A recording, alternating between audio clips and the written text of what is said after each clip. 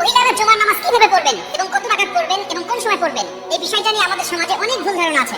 অনেকেই বলে যে মহিলারা জুমার নামাজের মধ্যে 2 রাকাত আদায় করবে, অনেকেই বলে না জোহরের নামাজের মধ্যে 4 রাকাত আদায় করবে। আবার কেউ কেউ বলে যে মহিলারা জুমার নামাজ পড়বে, কিন্তু জুমার নামাজ যখন মসজিদে হবে এই মসজিদের নামাজ শেষ না হওয়া পর্যন্ত তারা বাড়িতে নামাজ পড়তে পারবে না। মুসল্লিরা যখন নামাজ শেষ করে বাসায় আসবে তখন মহিলারা বাসায় নামাজ আদায় করবে।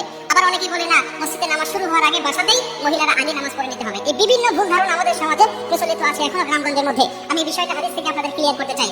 সুনানে আবু দাউদ শরীফের বর্ণনায় আল্লাহ রাসূল সাল্লাল্লাহু আলাইহি ওয়াসাল্লাম বলেন, প্রত্যেকটা মুমিনের জন্য অবধারিত করে দেওয়া হয়েছে, তারা রাসূল সাল্লাল্লাহু আলাইহি ওয়াসাল্লাম বলেন প্রত্যেকটা মুমিনের জন্য আবশ্যিক করে দেওয়া হয়েছে তারা মসজিদে গিয়ে ইমামের পিছনে জামাতের সাথে তারা জুমার নামাজ আদায় করবে।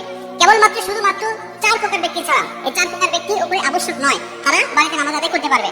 এদের মধ্যে প্রথম নম্বর হলো কৃত দাস-দাসী, যারা অন্যের অধীনে ছিল, যারা মালিকের অধীনে ছিল।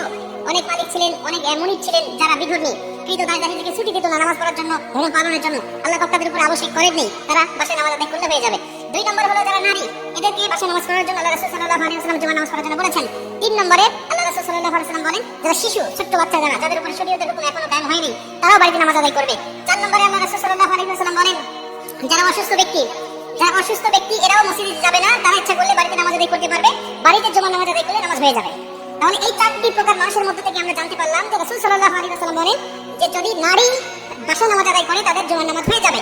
তবে এই বাসায় তারা নামাজটা কিভাবে আদায় করবে? যেহেতু একাকী নামাজ আদায় করতে হবে, অবশ্যই একাকী নামাজ যখন পড়বে সে জুমার নামাজ আদায় করবে না। সে 2 রাকাত নামাজ পড়লে নামাজ হবে না, তাকে 4 রাকাত জোহরের মতো করে নামাজ আদায় করতে হবে। আমাদের সমাজে হাজারো মহিলারা আজও এই ভুলটা করে যাচ্ছে, তারা শুধুমাত্র 2 রাকাত নামাজ আদায় করছে। আর এটা সবচেয়ে শেষ ছায় যদি তারা এইভাবে করে আসে, ওদিকে অনেকবার করেছে, এজন্য আল্লাহ পাকের কাছে ক্ষমা চাইতে হবে এবং এই নামাজগুলোকে কাজে আদায় করে দিতে হবে। কেন? সে একাধিক দিন, একাধিক সপ্তাহে সে জুমার নামাজ বা জোহরের নামাজটাকে সে ত্যাগ করেছে, সে 4 রাকাতের জায়গায় 2 রাকাত করেছে, এজন্য অবশ্যই তাকে গুনাহগার হতে হবে যতক্ষণ না পর্যন্ত সে তওবা করে। এর সাথে সাথে যেহেতু অসুস্থ মানুষও বাসায় নামাজ আদায় করবে, অতএব অসুস্থ মানুষগুলো জুমার নামাজ আদায় করতে পারবে না। 2 রাকাত নামাজ আদায় করলে তাদের হবে না, অবশ্যই 4 রাকাত করে নামাজ আদায় করতে হবে।